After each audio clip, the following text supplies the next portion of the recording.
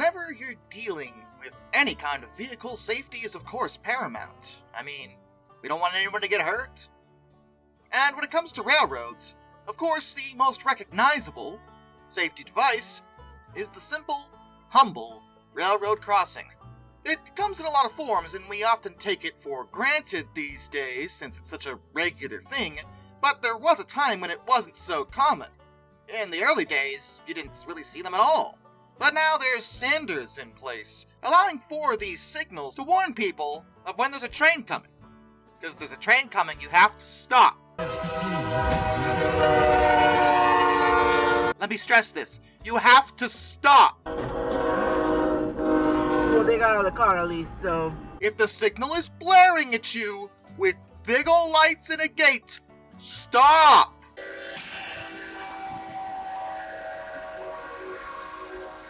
I really can't overemphasize that. Stop. Please. In the early days of railroading, across the world pretty much, railroad crossings, of course, existed, as some tracks had to go across well-traveled roads, but the signals themselves weren't necessarily a guarantee. The reason for this is that they really weren't thought of as necessary.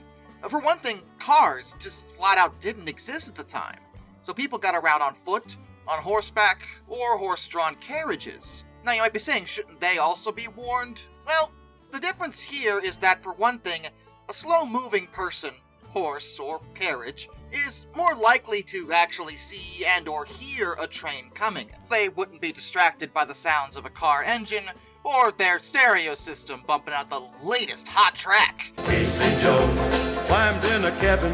Casey Jones, orders in his hand. So accidents involving trains hitting people was fairly unusual. It really only happened if someone was being straight up reckless when it came to playing on the tracks or something.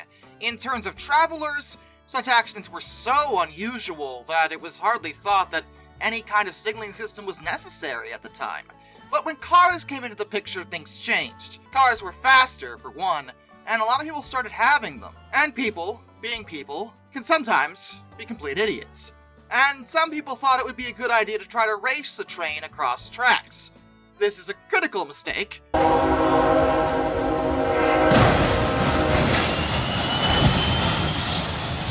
Mostly because car versus train, the car loses. Every time. It's just one of those things. You may think it'll make you seem cool if you make that daring run across the tracks, but I promise you...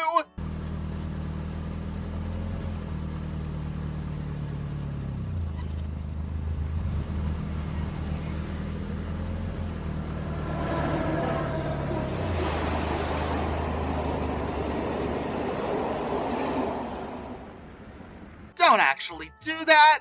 And thus, railroads were starting to become concerned about it at first, because for one thing, they didn't want to be seen as dangerous, nor did they want to kill people, but also cars were heavier than the previous carriages, and it was doing damage to their own rolling stock too.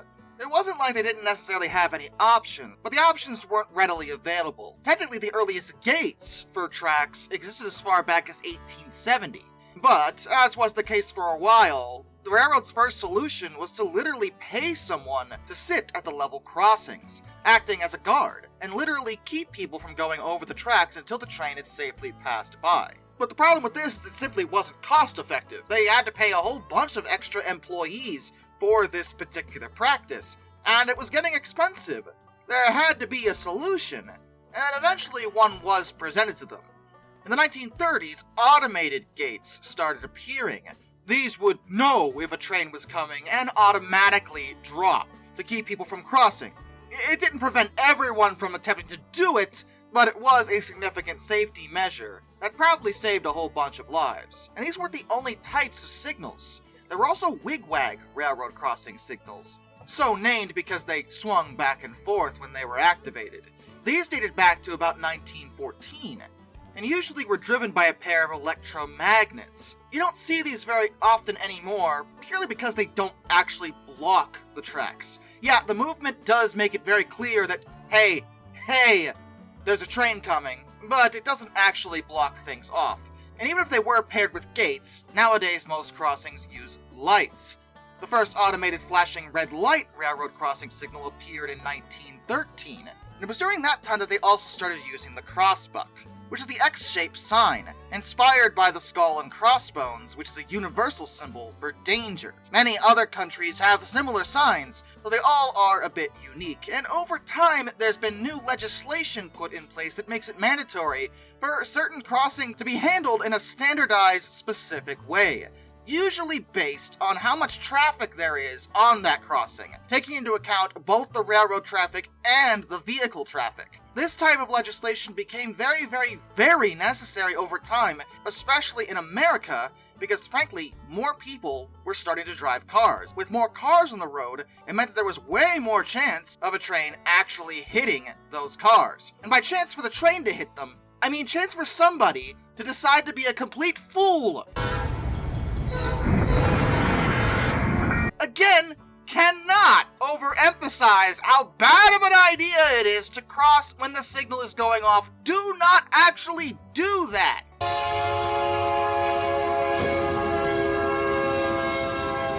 Trains have a much larger mass relative to their braking capability, so they take way longer to stop. It won't stop for you. It won't.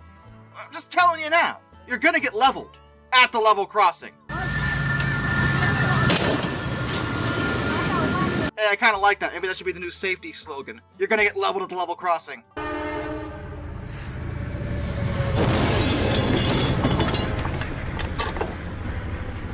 And yet, people still do it. On average, over in Europe, around 400 people are killed at level crossings, and 300 in the United States. Naturally, this kind of issue continues to raise safety concerns regarding level crossings, especially with faster trains. They're virtually non-existent when it comes to high-speed rail. And it's important to keep in mind that some railroad crossings also only have passive protection, namely they only have the sign, but this is becoming increasingly rare in the modern day. Active protection, involving gates, flashing lights, and sound, has largely taken over, especially when it comes to busier crossings. The point of all of this is simply that, do not cross the tracks if the lights are flashing. And if there aren't any lights, stop, look, and listen. Look around. Do you see a train? They're not easy to miss. They're usually pretty big and loud. If you hear it, and especially if you see it, wait. I don't know what you have going on in your life that day, but it's probably not more important than avoiding getting utterly annihilated by tons and tons of unstoppable hardened steel.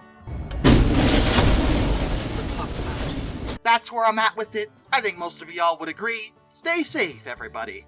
And with that, a special thank you to all my underwater train finders, Some Dude 267, Orange Glass, Benjamin Owens, and Zach A1, Arthur Roy, Brian, Jack Carson's Railroad Videos, Lord R444, A Person 723, Royal Hudson 2060, Isurfer 1405, Charles Kwiatkowski, Matt Weaver, Tom Redline, NS Productions 8104, Wheeljack 8401, Rescues Greyhounds, The Baxter, Caleb Crosswhite, Andrew Bowen, Josh Johnson, Caleb Brainwaters, Prez Drenton, Master of None, Travis Dolinsky, Jared Prussell, Joshua Long, Tommy Rossini, Ben McCullough, Panzer Kitsune 131-232, Mark Holding, G-Wiz, Mr. Terrevel, Liam Wright, Hayden DeGrow, Metal for Life Guy, Battle 604, Hannah Bird, Railroad Preserver 2000, No, Eric Hutton, Williard Conklin, Kurt Forkham, Ohio Trucker 1, Mitchell Cole, Mr. Sleepy, Dr. Race 78, and of course, my dad.